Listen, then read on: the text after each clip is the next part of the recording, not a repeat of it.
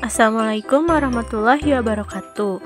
Kami dari kelompok 3 yang beranggotakan Ai Mulyati, Ani Oktavia, Elsa Oktaviani, dan Rahmawati Kania akan menjelaskan sedikit mengenai konsep permasalahan sosial berkaitan dengan fenomena sosial.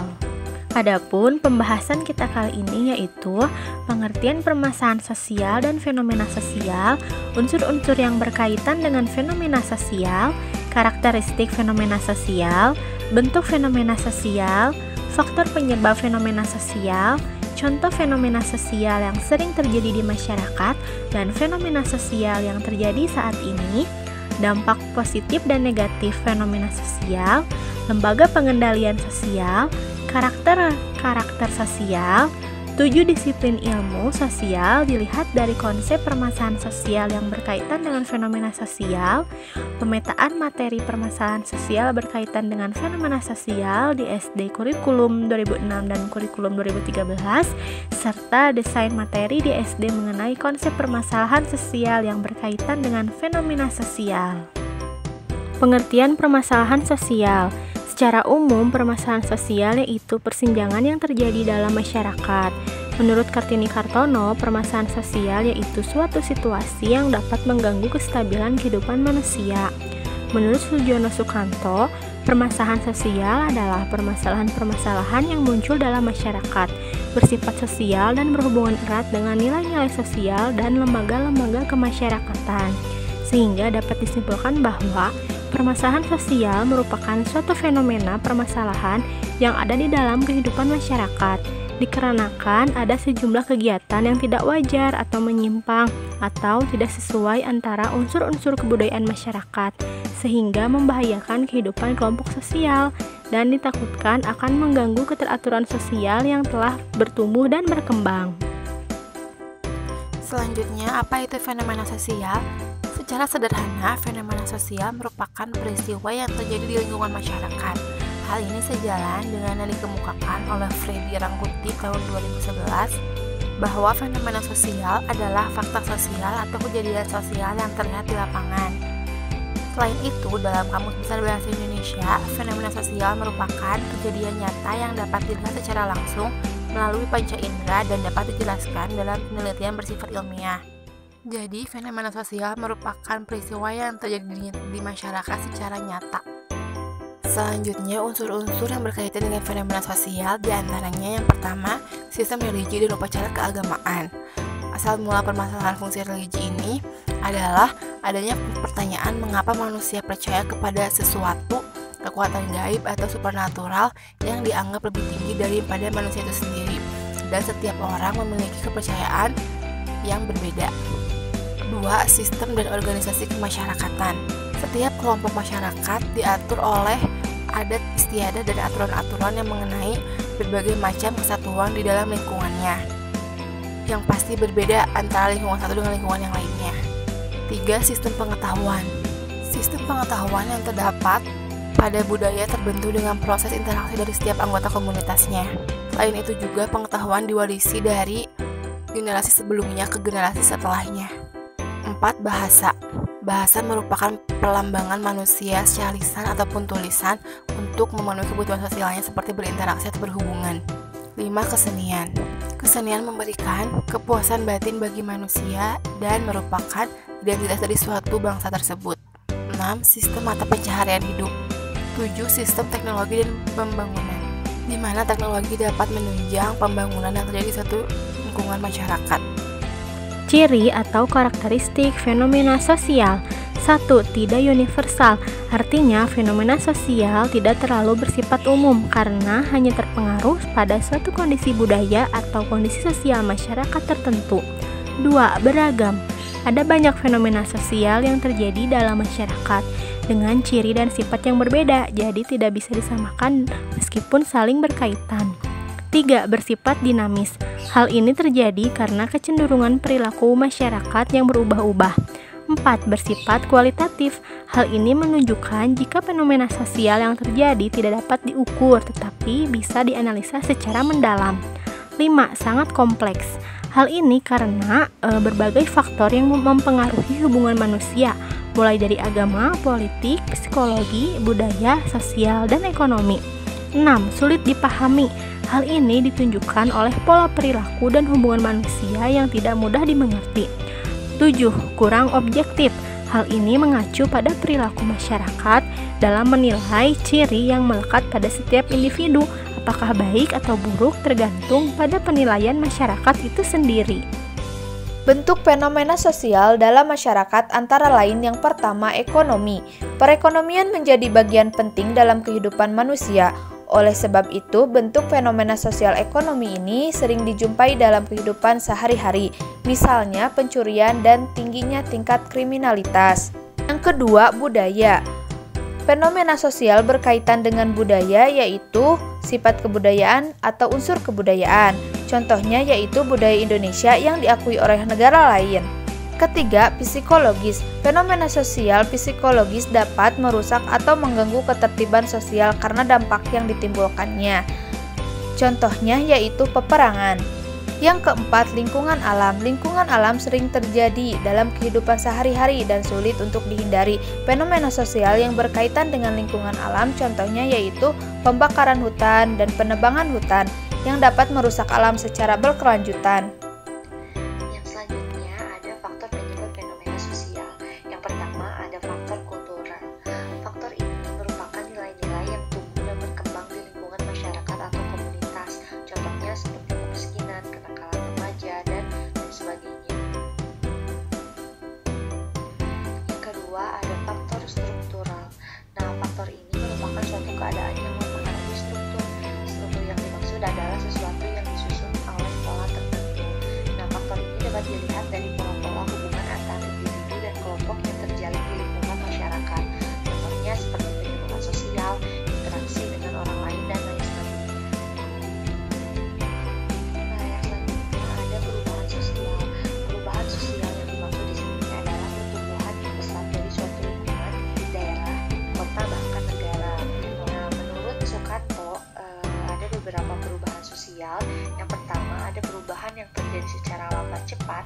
Yang kedua ada perubahan yang pengaruhnya kecil dan besar. Yang ketiga perubahan yang dikehendaki dan perubahan yang tidak dikehendaki. Selanjutnya, contoh fenomena sosial yang sering terjadi di dalam masyarakat.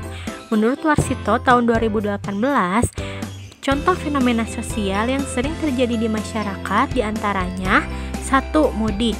Fenomena ini terjadi setiap tahun sekali, terutama yang paling umum saat momen Hari Raya Idul Fitri. 2. Kepadatan penduduk. Merupakan jumlah penduduk yang terlalu banyak di suatu wilayah dan biasanya fenomena sosial ini terjadi di wilayah perkotaan. 3. Kriminalitas. Merupakan tindakan kejahatan yang melanggar norma dan hukum yang telah ditetapkan serta bersifat merugikan dan menimbulkan pertentangan dalam masyarakat. 4. Pencemaran air. 5. Kenakalan remaja.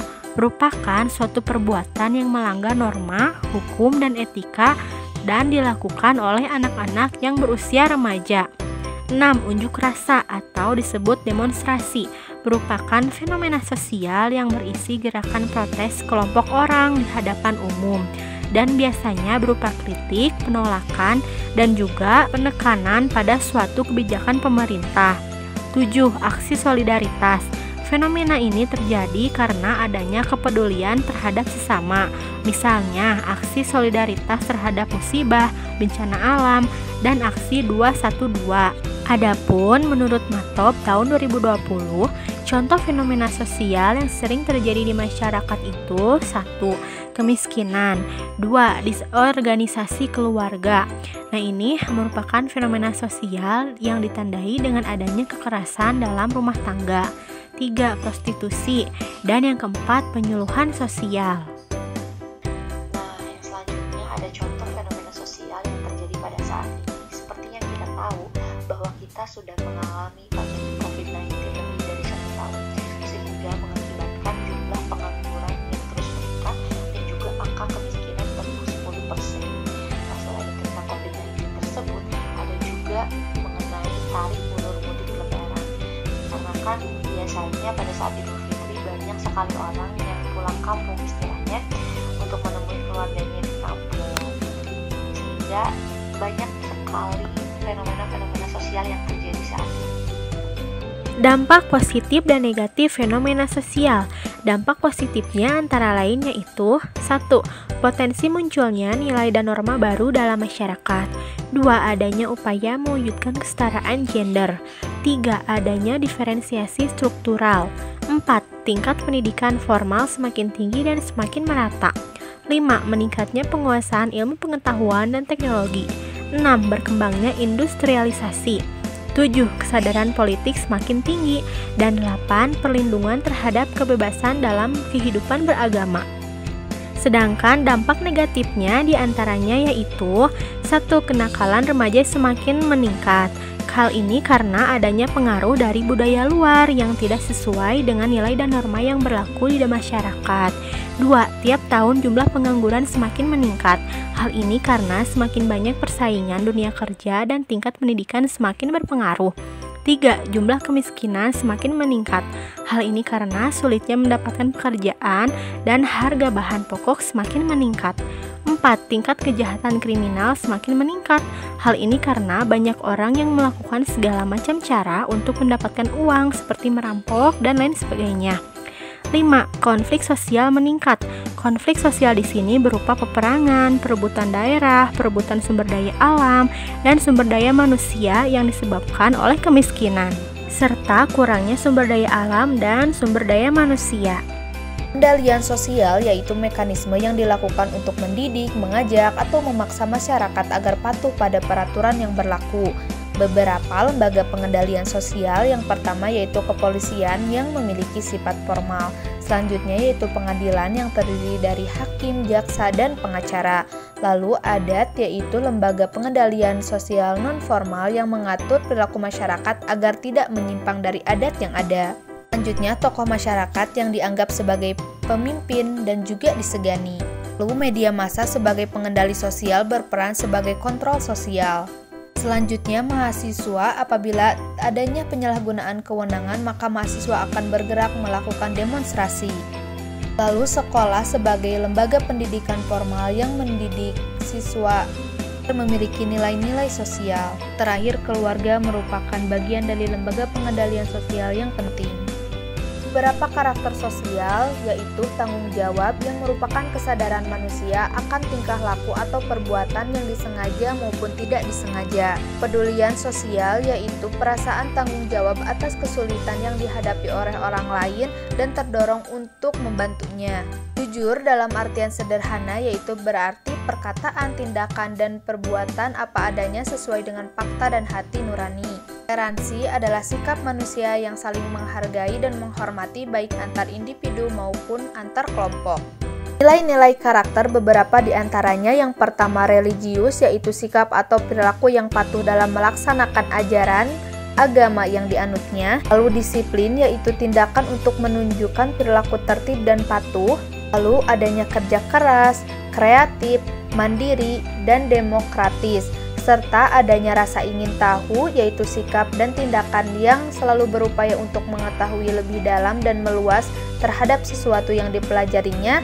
Lalu adanya semangat kebangsaan, cinta tanah air, menghargai prestasi, bersahabat, dan komunikatif, cinta damai, peduli lingkungan, dan juga peduli sosial. Selanjutnya, tinjauan 7 disiplin ilmu sosial dilihat dari konsep permasalahan sosial berkaitan dengan fenomena sosial. Yang pertama, ilmu sejarah. Berdasarkan kajiannya, permasalahan sosial dikaitkan dengan fenomena sosial dapat terjadi dimanapun dan kapanpun di suatu tempat dan ditinggali oleh suatu kelompok masyarakat. Berbagai peristiwa yang terjadi dapat membuat dan mengubah sejarah. 2. Ilmu geografi. Berdasarkan kajiannya, permasalahan sosial berkaitan dengan fenomena sosial dapat terjadi berdasarkan letak geografi atau lingkungan tempat tinggal suatu masyarakat. Peristiwa yang terjadi pun akan sesuai dengan bentuk lingkungannya itu sendiri. 3. Ilmu ekonomi. Berdasarkan kajiannya, permasalahan sosial seringkali berdampak pada ekonomi, ataupun sebaliknya, faktor ekonomi menjadi penyebab terjadinya permasalahan sosial. 4. Ilmu sosiologi. Berdasarkan kajiannya, suatu permasalahan sosial dapat timbul oleh perilaku manusia itu sendiri, misalnya dengan perbedaan kenyataan terhadap nilai-nilai yang dianut oleh suatu masyarakat. 5. Ilmu antropologi. Dalam kajiannya, Fenomena sosial berkaitan dengan kebudayaan yang terdapat pada suatu wilayah. 6. Ilmu psikologi. Dalam kajiannya, permasalahan sosial terjadi pasti ada sebab dan akibatnya. Juga bagaimana terjadinya pikiran serta perilaku individu dalam situasi sosial tertentu. 7. Ilmu politik dan hukum. Hukum diciptakan oleh suatu lembaga guna mengatur kehidupan masyarakat tanpa pandang bulu. Akan tetapi kenyataannya berbeda, di mana sistem hukum lebih bekerja menghukum masyarakat kelas menengah bawah daripada menghukum masyarakat menengah kelas ke atas. Nah, yang selanjutnya ada pemetaan materi permasalahan sosial berkaitan dengan fenomena sosial pada pembelajaran IPS di SD kurikulum 2006 dan kurikulum 2013. Nah, pada kurikulum 2006 ada pada kelas 4 semester 2 dengan standar kompetensi mengenal sumber daya alam, kegiatan ekonomi, dan kemajuan teknologi di lingkungan kabupaten atau kota provinsi, serta kompetensi dasar mengenal permasalahan sosial di daerahnya. Lalu ada pada kelas 6 semester 2 dengan standar kompetensi memahami peranan bangsa Indonesia di era global, serta kompetensi dasar menjelaskan peranan Indonesia pada era global dan dampak positif serta negatifnya terhadap kehidupan bangsa Indonesia. Nah, yang selanjutnya pada kurikulum 2013 terdapat pada kelas 5 semester 2 tema 6 subtema 1 pembelajaran 4. Di sini berisi materi mengenai larangan buang sampah ke sungai, lalu apa saja pengaruh negatif interaksi manusia dengan lingkungan alamnya. Lalu pada kelas 5 semester 2 tema 6 subtema 3 pembelajaran 4 ini membahas tentang permasalahan sosial apa saja yang ada di sekitar kita, lalu juga memerintahkan siswa untuk mencari permasalahan sosial apa yang ada di lingkungan sekitar. Materi selanjutnya berjudul pencemaran air sungai di lingkungan tempat tinggalku. Terdapat aspek kognitif, afektif, dan psikomotoriknya. Aspek kognitifnya yaitu anak akan mengetahui fenomena sosial pencemaran air sungai, mulai dari penyebab, akibat, dan cara mengatasi pencemaran air sungai tersebut. Kemudian untuk aspek afektifnya yaitu ada sikap sopan santun yang mana ada dalam kalimat halo assalamualaikum teman-teman. Ada juga nilai karakter sosialnya yaitu tanggung jawab, peduli lingkungan, dan peduli sosial yang mana ada pada kalimat warga bergotong royong untuk membersihkan sampah yang ada di sekitar sungai dan saling mengingatkan untuk tidak membuang sampah ke sungai.